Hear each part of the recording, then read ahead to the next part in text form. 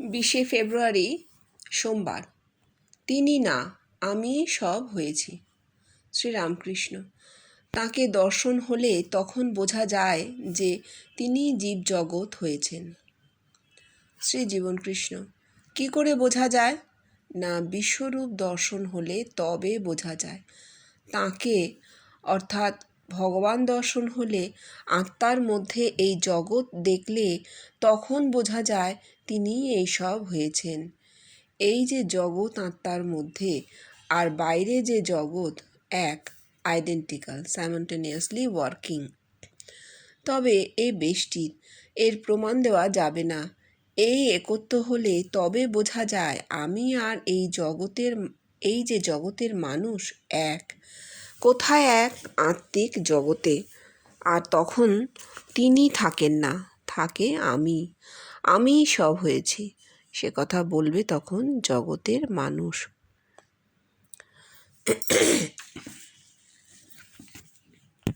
পরেরটাও পড়ে নাও, আরেকটু আছে। তোরা হয়তো বলবি, কেন মশাই? বেদ তো বলছে যস্তু সর্বাণি ভূতানি আত্মনেমানুপশ্যতি সর্বভূতেষু চাত্মানং তত ন বিজুগুপ্সতে। ওরে, সেও বেষ্টির। তাই বলছি বাবা, তোরা যা পেয়েছিস, না পেয়েছিস বলবো না, তোরা যা হয়েছিস এই সত্য। আমি আছি আর আমি হয়েছি। আর এই কথা আমি বলছি না, তোরা বক্তা, আমি শ্রোতা মাত্র। আচ্ছা, আমি আছি, আমি হয়েছি, এটা হচ্ছে সেই বৃহৎ আমি, বিশ্বজোড়া আমি। তাই জন্যই মানুষ বলেছে, মানুষ তার প্রমাণ দিয়েছে যে হ্যাঁ আমিই আছি। আমি যখন জীবনকৃষ্ণকে ভেতরে দেখছি তখন আমি প্রমাণ দিচ্ছি যে আমিই আছি। এই বিশ্বজোড়া আমি। সেখানে তার ওই স্থূল দেহের অস্তিত্বের কথা কিন্তু হচ্ছে না। আচ্ছা, এইবার ঠাকুর যেটা বলেছিলেন যে তাকে দর্শন হলে বোঝা যায় যে তিনি জীবজগৎ হয়েছেন। আজকেই ধর্ম অনুভূতিতে পড়ছি, শ্রীকৃষ্ণ ভগবান স্বয়ং এই কথাটার এতে উনি বলছেন যে হ্যাঁ, কৃষ্ণ ভগবান বেষ্টিতে, অর্থাৎ তিনি নিজে আত্মার মধ্যে বিশ্বরূপ পেয়েছিলেন, কিন্তু ভগবানের যে ঐশ্বর্য সেটা প্রকাশ হয়নি। অর্থাৎ তিনি জগতে প্রকাশ হননি, তার মধ্যে জগৎ প্রকাশ হয়েছে, কিন্তু তিনি জগতে সর্বত্র প্রকাশিত হননি। এই জগৎ ভগবানের ঐশ্বর্য। কৃষ্ণ ভগবান স্বয়ং যদি হয়, সেটা তার বেষ্টির অনুভূতি। তিনি জগৎকে ভেতরে পেয়েছেন, আত্মার মধ্যে জগৎ দর্শন হয়েছে, কিন্তু জগৎ তাকে পায়নি, উল্টো দিকটা পায়নি। ঠিক আছে? এই ঠিক যখন ঠাকুর বলছেন তাকে দর্শন হলে বোঝা যায় যে তিনি জীব জগৎ হয়েছেন, তখন ঠাকুর কিন্তু ওই বেষ্টির বিশ্বরূপের কথাই বলছেন, যে যার আত্মার সাক্ষাৎকার হয়েছে তিনি আত্মার মধ্যে এই বিরাট জগৎকে দেখবেন এবং তিনি বলবেন যে আমি ভগবান, আমি আত্মার মধ্যে এই বিরাট বিশ্বকে দেখেছি। এবার আমরা জানি যে কৃষ্ণের বিশ্বরূপ দর্শনের 2-3 জন প্রমাণ সাক্ষী ছিলেন। সেটা বেশি সাধনের সময় অনুভূতির সাক্ষী 2-1 জন হয়। হ্যাঁ, আমরা জীবনকৃষ্ণের ক্ষেত্রে দেখছি, ঠাকুরের ক্ষেত্রেও দেখেছি। ঠাকুরের ভগবান দর্শনের একবারে ডাহা প্রমাণ মাস্টারমশাই। ঠাকুর বলছেন কিন্তু কাউকে বলো না এখানে 2-1 জনের ভগবান দর্শন হয়েছে, মানে তোমার হয়েছে। এটা পরিষ্কার, একদম পরিষ্কার। সেই রকম জীবনকৃষ্ণের ক্ষেত্রেও জীবনকৃষ্ণের ভগবান দর্শনের 2-3 জন সাক্ষী ছিল, নিমাই আরো কেউ কেউ, তাদের ভগবান দর্শন হয়েছে, বলেছে তোর ভগবান দর্শন হয়েছে। তো এইটা হচ্ছে বেষ্টির কারণ এরকম অনুভূতি হলে তার সাক্ষী স্বরূপ 2-3 জন সমসময় থাকেন, যারা বুঝতে পারেন যে হ্যাঁ এই দর্শনটা ওর হয়েছে। এই সাক্ষীদের কিন্তু 16 ভাগ হয়, মানে 16 আনা হয় না, পূর্ণ দর্শন হয় না, কিন্তু সাক্ষী হওয়ার জন্য যেটুকু দর্শন সেইটাই হয়। সুতরাং এটা বেষ্টি, ঠাকুর যেটা বলছেন। এইবার কথা হচ্ছে যে এই তিনি এইসব হয়েছেন সেটা ঠাকুর বুঝেছেন, জগৎ আত্মার মধ্যে, আর বাইরে যে জগৎ সাইমালটেনিয়াসলি ওয়ার্কিং, এটা ঠাকুর বুঝেছেন। এই বেষ্টি প্রমাণ দেওয়া যাবে না, প্রমাণ একমাত্র বিশ্বব্যাপীত্বে। একত্ব না হলে আমি হয়েছি, আমি মানে এক, বিশ্বব্যাপী এক, এইটা যতক্ষণ না ধারণা হচ্ছে, উপলব্ধি হচ্ছে, সেলটা খুলছে মাথায়, ততক্ষণ হবে না, ততক্ষণ এই জিনিসটা এইখানে আটকে থাকে। এবার বলবেন, তোরা হয়তো বলবি যে কেন মশাই, বেদ তো এত বড় একটা স্তোত্র লিখে গেছে ঈশোপনিষদের, এই যে যিনি সবার মধ্যে নিজেকে দেখেন এবং নিজের মধ্যে, হ্যাঁ, সবার মধ্যে নিজেকে দেখেন এবং নিজের মধ্যে সবাইকে দেখেন। তো কথা হচ্ছে, সেটা তো বেষ্টির, সেটা একটা লোক নিজের মধ্যে জগৎ দেখছে, আবার জগতে সকলের মধ্যে নিজেকে দেখছে, সে তো বেষ্টি হয়ে গেল। কিন্তু না, প্রমাণ উল্টো দিক থেকে আসবে, যখন জগৎ থেকে প্রমাণ দেবে যে আমরা তুমি, আমরা তুমি, তুমি আর আমরা এক, আমি একটা গোটা আমি, এটা জগৎ প্রমাণ দেবে। ঠিক আছে, পড়ো। শ্রীরামকৃষ্ণ, গুরু নিজে পূর্ণ জ্ঞানী হলে তবে পথ দেখিয়ে দিতে পারে। শ্রীজীবন কৃষ্ণ, পূর্ণ জ্ঞানীটি কি তা কিছু বলছেন কি? না, পূর্ণ জ্ঞানী হচ্ছে আমি এইসব হয়েছি, না এও হলো না, এও আত্মজ্ঞানীর কথা, তার প্রমাণ নেই। আমি এইসব হয়েছি তার প্রমাণ জগতের মানুষ দেবে, তারা বলবে আমরা নেই, আছেন আপনি। শ্রীজীবন কৃষ্ণ,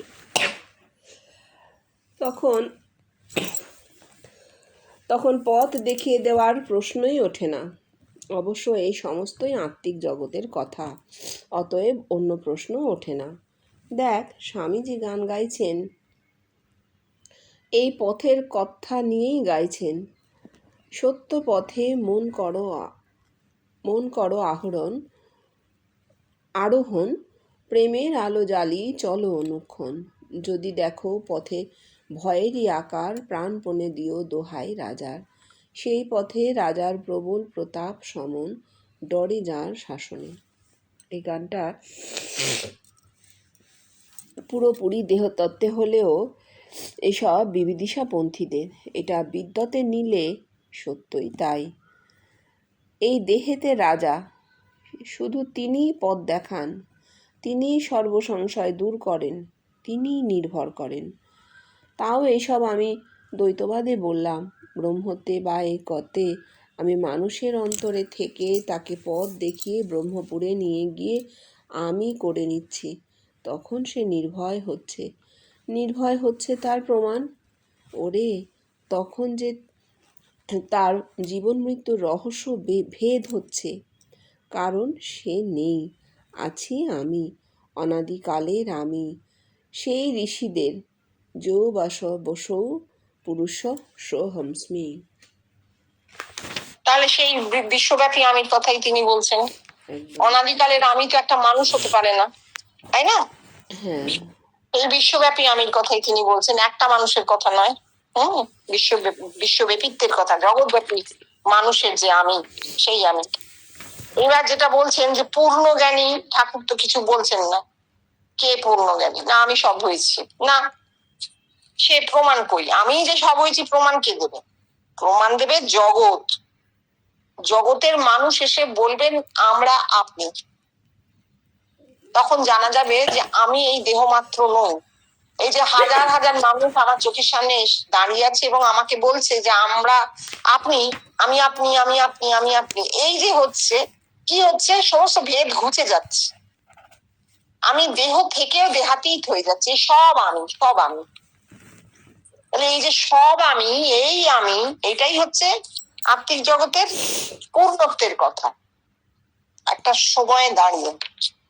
এইবার যে বলছেন পথ দেখিয়ে দিতে পারে, যিনি জানছেন এই জগৎ আমি এক, অভিন্ন হয়ে গেছেন, একদম ভেতরে জানতে পারছেন, তখন তাকে আর জগতে কে আছে পথ দেখাবার? তিনিই তো আছেন সর্বত্র, আমার আমিই তো প্রতিষ্ঠিত হয়েছে। তাহলে সেই আমি পথ দেখাবে ভেতরে। কোন আমি?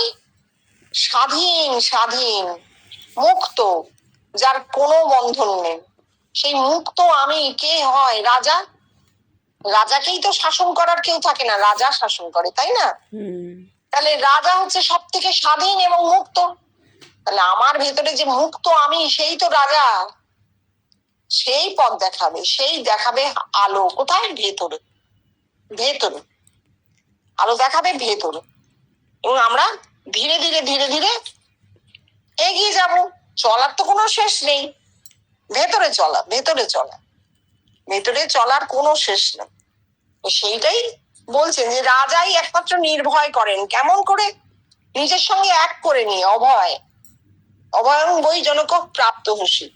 অদ্বৈত ভূমিতে রাজা যখন নিজের সঙ্গে এক করে নিচ্ছেন, সেই বৃহৎ আমির সঙ্গে এই ক্ষুদ্র আমি সত্তা লীন হয়ে যাচ্ছে, এক হয়ে যাচ্ছে, তখন আর ভয় নেই, নির্ভয়।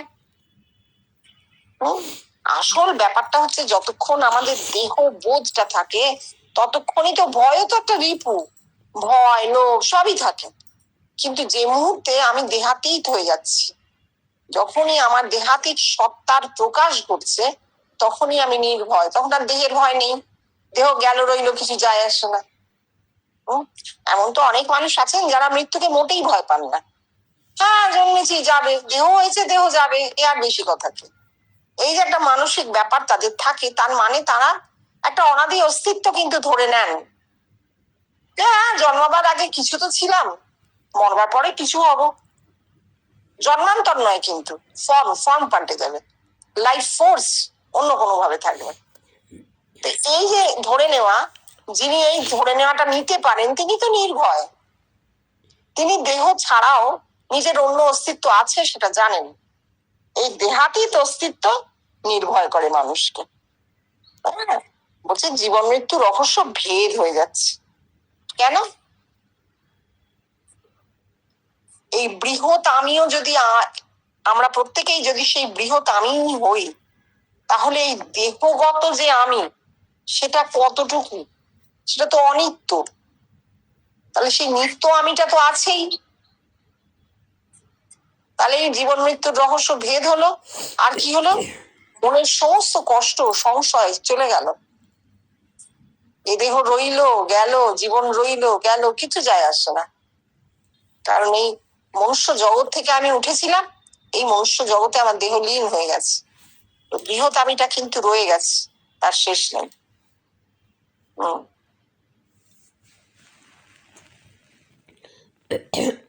22শে ফেব্রুয়ারি বুধবার।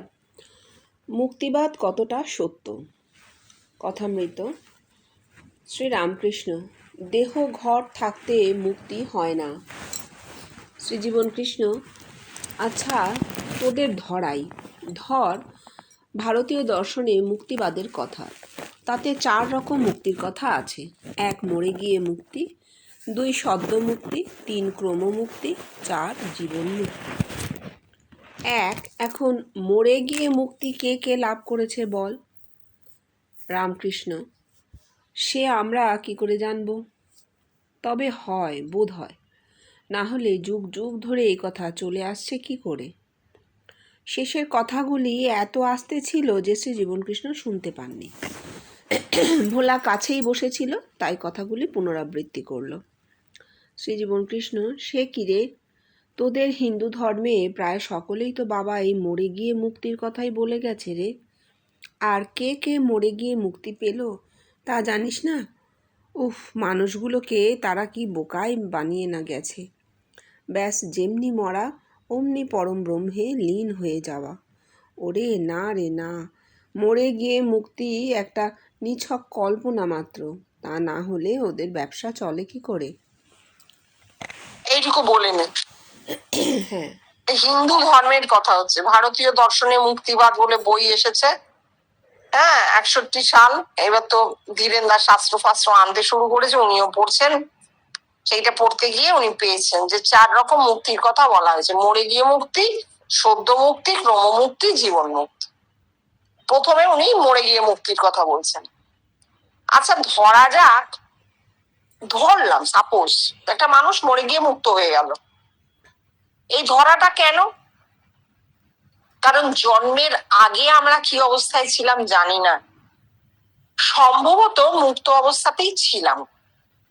এটা যখন ভাবা হচ্ছে, তখন এইটা একটা মানুষ ভাবছেন না যে জন্মের আগে আমার তো অস্তিত্বই ছিল না, আমি বলে তো কিছু ছিল না। প্রকৃতিতে যখন একটা ফুল ফোটে, তার আগে ফুলটা ছিল কোথায়? নির্গুণে, নির্গুণে, অসীমে। অসীম থেকে সে সীমার মধ্যে ঢুকছে। তাই তো? তাহলে আমাদেরও জীবন তাই। জন্মের আগে ছিলাম কোথায়? এই জগতে লীন হয়েছিলাম। জন্মানোর সময় সেই জগৎ থেকেই আহরিত বস্তু দেহ হয়ে প্রকাশিত হয়েছে, তাই তো, বাবা মার মধ্যে দিয়ে। তাহলে এইবার যখন মানুষ ভাবে জন্মের আগে যেখানে ছিলাম জন্মের পরেও আমি সেই অসীমে থাকবো, সেই অসীম সম্পর্কে তার একটা অন্য ধারণা যে আমি মুক্ত হয়ে যাব। তাহলে জন্মের আগে মুক্তির ব্যাপারটা নেই। জন্মের আগে মুক্ত ছিলাম এইটা বলার মতন তো আমি নেই, আমি ছিলাম না, বলবে কে?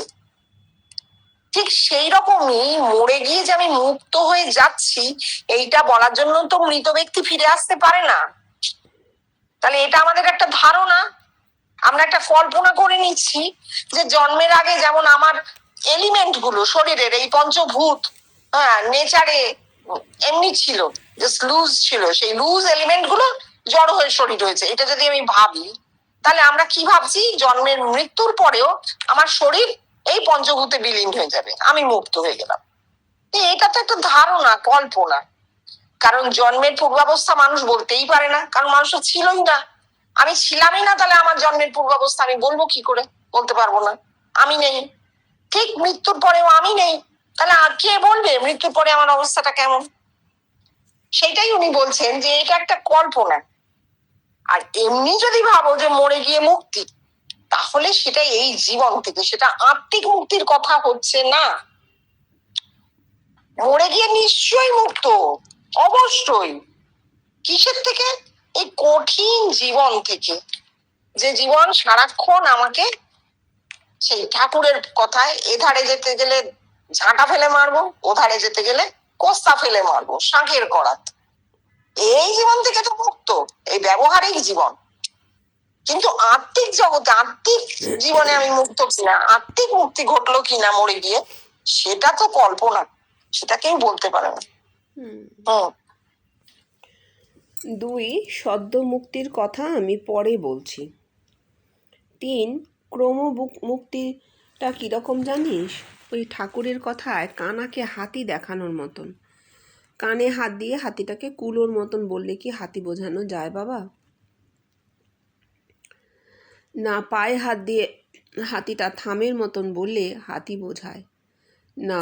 অর্ধ সত্য কি একটু সত্য, সে সত্য নয়। সুতরাং ক্রম মুক্তির কথাই ভুল।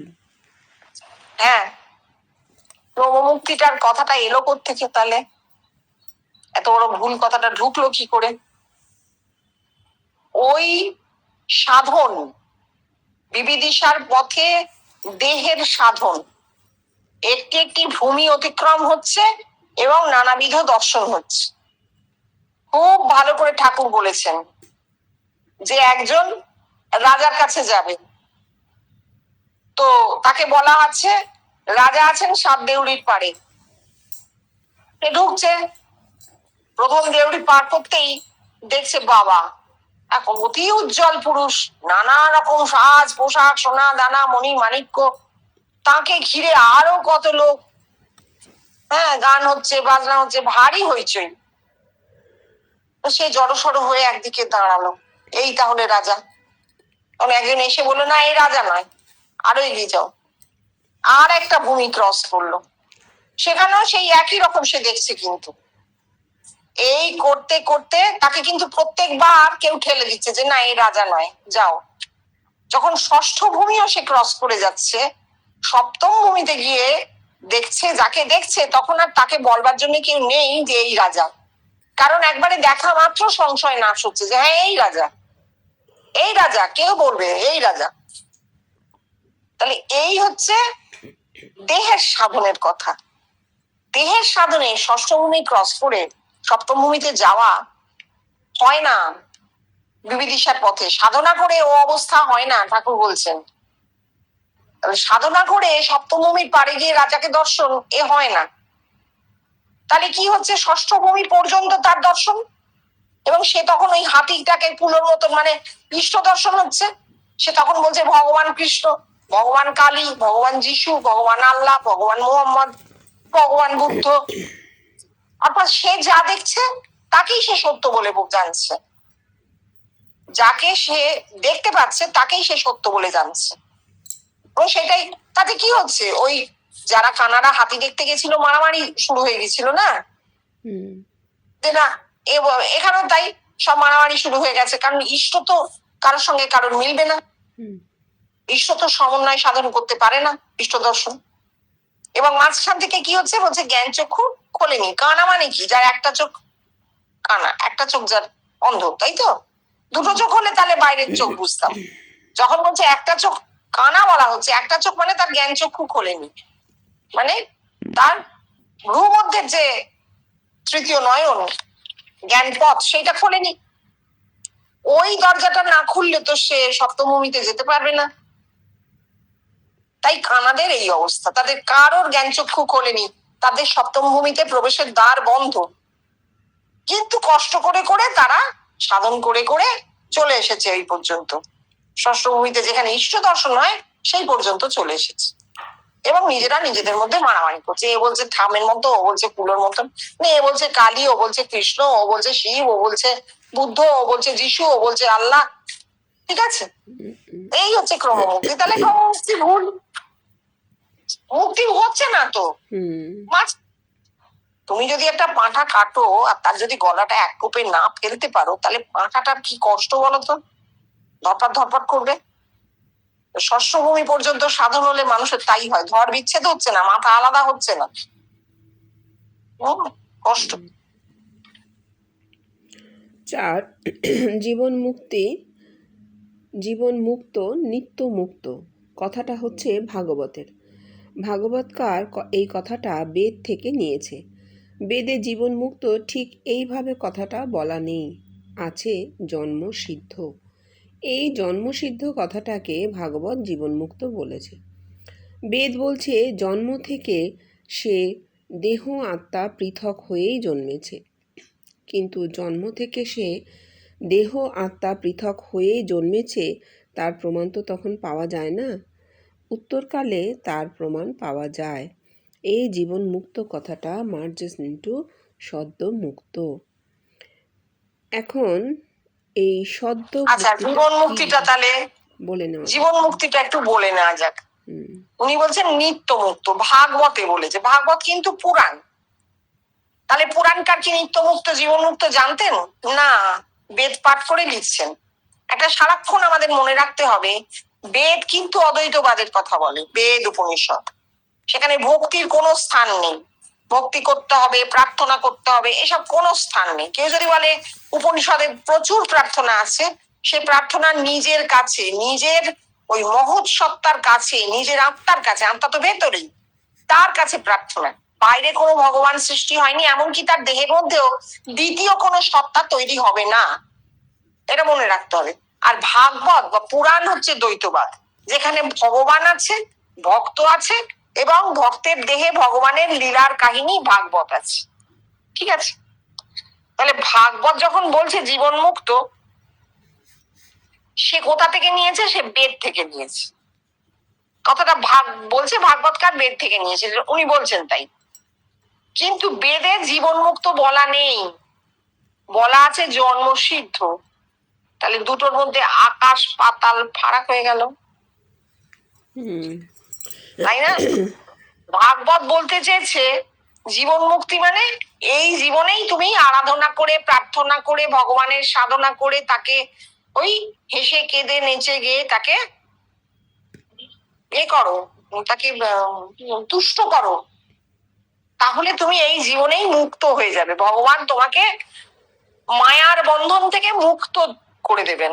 এই হচ্ছে তাদের কথা, এই জীবনেই এইটা ঘটতে পারে যদি তুমি ঠিকভাবে সাধনা করো, তোমাকে ভগবান মায়ার বন্ধন থেকে মুক্ত করে দেবেন।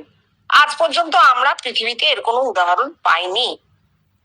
ঠিক আছে, কিন্তু বেদ যখন বলছে জন্মসিদ্ধ, সে প্রমাণও আমরা এখন পাইনি। বলছেন জন্মসিদ্ধকে, যে জন্ম থেকেই যার দেহ আত্মা পৃথক।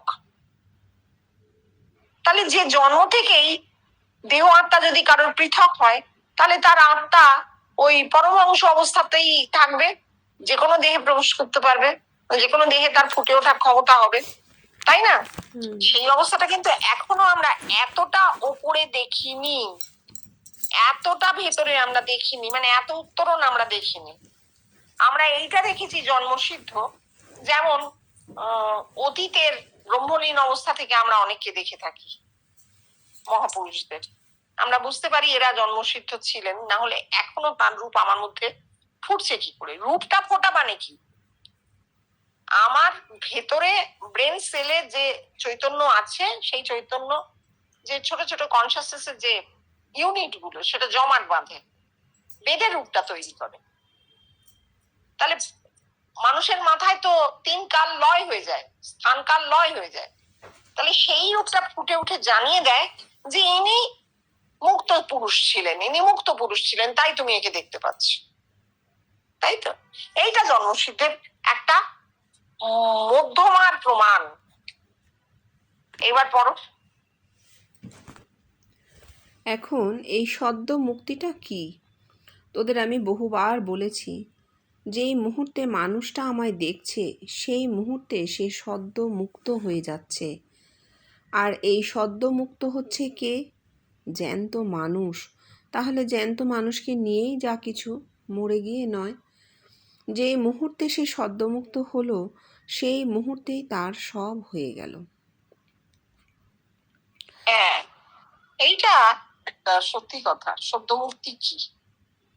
আমরা, উনি তো যা বলেছেন বলেছেন, আমরা নিজেদের দিয়ে বুঝতে পারি। আচ্ছা, জ্যান্ত মানুষ আমরা দেখিনি, এ কথা ঠিক। যারা দেখেছেন তার সময় ওতপ্রোত ব্রহ্মত্ব, কিন্তু ওতপ্রোত, বাইরে ভেতরে এক। এটাই তো ব্রহ্মত্বের প্রমাণ, যে ভেতরে বাইরে এক হয়ে যাবে। তাহলে তার সময় যারা দেখেছেন তারা কি হচ্ছে? বাইরে দেখছেন ওনাকে, আবার ভেতরেও দেখছেন। তাহলে ভেতরে বাইরে এক হয়ে যাচ্ছে। ভেতরে তো আমার আমি ছাড়া কিছু থাকে না। তাহলে আমার সেই আমির রূপটা আমি বাইরে দেখছি, একজন মানুষের রূপে বসে আছে। তাহলে আমার ভেতর বাইরে এক হয়ে যাচ্ছে।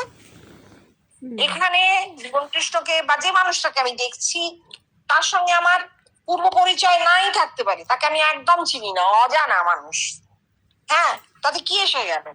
আমি তাকে দেখলাম ভেতরে, এবং তারপর আমি দেখছি তিনি বাইরে বসে আছেন খাটের উপর। তাহলে আমার আমিটাকে আমি ভেতরে যেভাবে দেখেছি, সেই আমিটাকে আমি বাইরে দেখছি বসে আছি। তাহলে আমারই তো ভেতর বাইরে এক হয়ে গেল, তাই তো? একে বলে সদ্য মুক্তি, একে বলে সদ্য মুক্তি। এইবার আমাদের কথা, সেটা পরে আছে, তারপরে পড়ো। কাশ্মীর শৈবিজমে স্বচ্ছন্দ দর্শনে সদ্য মুক্তির কথা আছে। আর বেদও বলছে ব্রহ্মলোক থেকে তার কাছে একটি লোক আসে আর তাকে ব্রহ্মপুরে নিয়ে যায়। ব্রহ্মপুরে তো দেহের বাইরে কোথাও নেই বাবা, সেটা দেহের ভেতরেই, সহস্রারে। আর সেই লোকটি মানুষের দেহের ভেতরেই উদয় হয়। একেই ঠাকুর সচিদানন্দ গুরু বলছেন, তোদের প্রত্যেকের জীবনেই এই জিনিস ঘটেছে। স্বচ্ছন্দ দর্শনে সদ্য মুক্তির কথা আছে, সেটা বেদেরই কথা, তারা ঘুরিয়ে এইরকম করে বলে গেছে। স্বামীজি বলছেন, being one with divinity there cannot be any further progress in that sense. Swamiji কিন্তু এই ডিভিনিটি কি তা কিছু বলছেন কি না। এই ডিভিনিটি হচ্ছে একটি জীবন্ত মানুষ, যাকে তোরা তোদের দেহের মধ্যে দেখছিস। তাতে করে তোরা হয়ে যাচ্ছিস প্রত্যক্ষ সিদ্ধ। জগৎব্যাপী প্রত্যক্ষ সিদ্ধের এত বড় প্রমাণ এই প্রথম তোরা প্রতিষ্ঠা করলি। হ্যাঁ, তাহলে আমাদের হচ্ছে কি? ওই কাশ্মীর সাইবিজম, স্বচ্ছন্দ দর্শন, সদ্য মুক্তি। কিভাবে হচ্ছে? উনি বলছেন ব্রহ্মপুর তো দেহের বাইরে নেই বাবা। ব্রহ্মপুর কোথায়? সপ্তভূমিতে। তাহলে আমরা যখন দেখছি, আমাদের ক্ষেত্রে আমরা যখন একটা রূপ দেখছি, কিভাবে দেখছি? রূপটা কোথা থেকে নামছে? নির্গুণ থেকে, নিগম থেকে মাথায় নামছে। দেখছি কোথায়? স্বপ্নে। স্বপ্নে দেখছি একটা রূপ অজানা অচেনা মানুষের, যে রূপটা নেমেছে নির্গুণ থেকে, নিগব থেকে। এবং কি করে বুঝতে পারছি এটা একটি বিশুদ্ধ রূপ? তার কারণ সেই রূপটি নামার ফলে আমার আনন্দ হচ্ছে, বিশুদ্ধ আনন্দ হচ্ছে। আর কি হচ্ছে?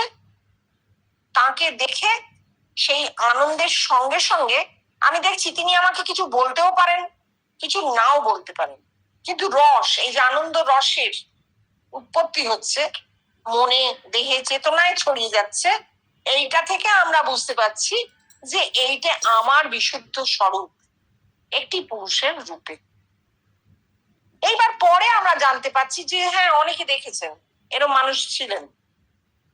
আমরা যখন দেখেছি তখন তো তিনি স্থূলে আর নেই, হ্যাঁ, কিন্তু ছিলেন, একসময় তিনি ছিলেন। এই জানাটা হচ্ছে স্বচ্ছন্দ দর্শন। কেন? কারণ স্বচ্ছন্দ মানে কি? বিনা আয়াস, অনায়াসে যা পাওয়া যাচ্ছে, অনায়াসে হচ্ছে। আমরা সাধন করিনি, ভজন করিনি, ভগবান কি জানি না, ব্রহ্ম কি জানি না, শাস্ত্র পড়িনি, কোনো রিচুয়ালের মধ্যে দিয়ে কখনো যাইনি, আমাদের কোনো গুরু নেই, কানে মন্ত্র নেই, কিছু নেই, কিছু নেই। আমাদের কাছে জগতে আমরা এসেছি, আমাদের কাছে একটাই জিনিস আছে, সেটা হচ্ছে এই শরীর, ব্যাস। এই শরীরটুকু ছাড়া কিছু নেই। কিন্তু সেই শরীরটাকেও আমরা খুব একটা উত্তক্ত বিরক্ত করিনি। কেন করিনি? দরকার নেই বলে। প্রকৃতি ওইভাবেই আমাদের তৈরি করেছে যে অনায়াসে দর্শন হবে, অনায়াসে নিজের মহৎ সত্তার কাছে চলে যাওয়া যাবে। এইটাকে বলে স্বচ্ছন্দ দর্শন। এবং যে মুহূর্তে একটা মানুষ এই ব্রহ্মপুরের মানুষকে ভেতরে নেমে আসতে দেখছে, অর্থাৎ নির্গুণ থেকে একটি পুরুষের রূপ তার দেহে নামছে এবং সে প্রচন্ড আনন্দ বোধ করছে, সেখানে আর কেউ নেই, সেই মুহূর্তে মানুষটা মুক্ত হয়ে গেল, সদ্য মুক্ত, তক্ষুনি সে মুক্ত। কেন? সে তার ভেতরে সেই মহৎ সত্তাকে দেখে ফেলেছে।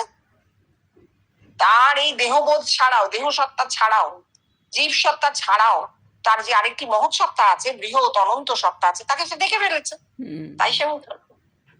এবার তুমি বলবে সবার কি ধারণা হয় দেখলে? না না না, সেল ফুটে যায়, সেলটা ফুটে যায়। ধারণা কার হবে কার হবে না কেউ বলতে পারে।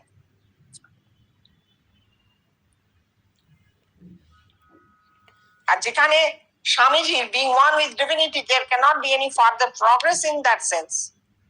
প্রত্যক্ষ সিদ্ধ বলছেন তোরাই হয়েছিস, তাহলে স্বামীজি বলে গেলেন কেন কথাটা? যে কথাটার কোনো মানে দাঁড়াচ্ছে না, সে কথাটা স্বামীজি বলে গেলেন কেন? না, স্বামীজি তো এখানে জন দা ব্যাপটিস্টের কাজ করেছেন, ভবিষ্যতে হবে আমরা ডিভিনিটির সঙ্গে এক হয়ে যাব, মনুষ্য জাতি, গোটা মনুষ্য জাতি সেই ওয়াননেসে পৌঁছবে, যার কথা স্বামীজি বলেছেন রিলিজিয়ন ইজ ওয়াননেস, সেইটা তিনি ভবিষ্যৎবাণী করে যাচ্ছেন। আর প্রাথমিক স্তরে সেইটা শুরু হয়েছিল জীবন কৃষ্ণকে দেখার মধ্যে দিয়ে, তাই বলছেন তোরা প্রত্যক্ষ সিদ্ধ। আমাদের কিন্তু সেটা সেই অবস্থাটা আর নয়, সেটা কেটে গেছে। 24শে ফেব্রুয়ারি শুক্রবার। শ্রীরামকৃষ্ণ অনাহত ধ্বনি ধরে ধরে গেলে তার প্রতিপাদ্য ব্রহ্ম তার কাছে পৌঁছানো যায়, তাকেই পরমপদ বলেছে। শ্রীজীবনকৃষ্ণ ঠাকুর পরমপদের যা ব্যাখ্যা দিচ্ছেন সে ভুল হচ্ছে। পরম কথার অর্থ হলো শ্রেষ্ঠ। এই শ্রেষ্ঠ পদ কি? এই একত্বই শ্রেষ্ঠ পদ, কারণ এর পরে আর কিছু নেই। বেদ বলছে এ তদ ব্রহ্মেতি, এবার মাথা ফাটাফাটি। সেই একত্ব কার সাথে? এই যে জগতের অগণিত নরনারী, আবাল বৃদ্ধ বনিতা, জাতি ধর্ম নির্বিশেষে আমায় তাদের দেহের মধ্যে দেখেছে, সেটা কি হচ্ছে? আমার এই চিন্ময় রূপের সঙ্গে একত্ব হচ্ছে। কিন্তু আমি তো একটা জ্যান্ত মানুষ রে। আরও বলবো, আমার এই চিন্ময় রূপই মানুষের আত্মিক স্ট্যান্ডার্ড, তা সে আমায় দেখুক আর নাই দেখুক। আচ্ছা, ঠাকুরের কথাটা একটু বলতে হবে। এখন যে বলছেন না, অনাহত ধ্বনি ধরে ধরে গেলে তার প্রতিপাদ্য ব্রহ্ম তার কাছে পৌঁছানো যায়। তাহলে প্রথমে মানুষ তো এইসব কথা একটু বিভ্রান্ত হবে, কারণ অনাহত ধ্বনি কাকে বলে, কিভাবে কি, এগুলো তারা বুঝতে পারবে না। আসলে আমরা যদি একেবারে আত্মস্থ হয়ে যাই, যদি বাইরে মনের এতটুকু না থাকে, ইন্দ্রিয়ের সমস্ত দ্বার যদি রুদ্ধ হয়ে যায়, তাহলে শরীরের মধ্যে নিঃশ্বাস প্রশ্বাস, রক্ত চলাচল, সমস্ত কিছু শব্দ শুনতে পাওয়া যায়। একজন ধ্যানমগ্ন ব্যক্তি যদি একেবারে ধ্যানে সমাধি হয়ে যায় তার, তখন কিন্তু তিনি শরীরের এই সমস্ত শব্দগুলো শরীরের মধ্যে উত্থিত হচ্ছে শুনতে পাবেন। এটা কিসের শব্দ? প্রাণ শক্তির গতির শব্দ, প্রাণের গতির শব্দ। হ্যাঁ, ঠাকুর বলছেন এই গতির শব্দটি ধরে ধরে গেলে ব্রহ্মের কাছে পৌঁছানো যায়। অর্থাৎ প্রাণের গতিতে সপ্তম ভূমি পর্যন্ত যাবে, তারপর প্রাণ চৈতন্যে পরিবর্তিত হয়ে যায়, শক্তি থাকে না, তাই তো? এই যে মুহূর্তে চৈতন্যে পরিবর্তিত হয়ে গেল ব্রহ্মত্ব, এইটাই ঠাকুর বলতে চেয়েছেন যে এই পরম পদ।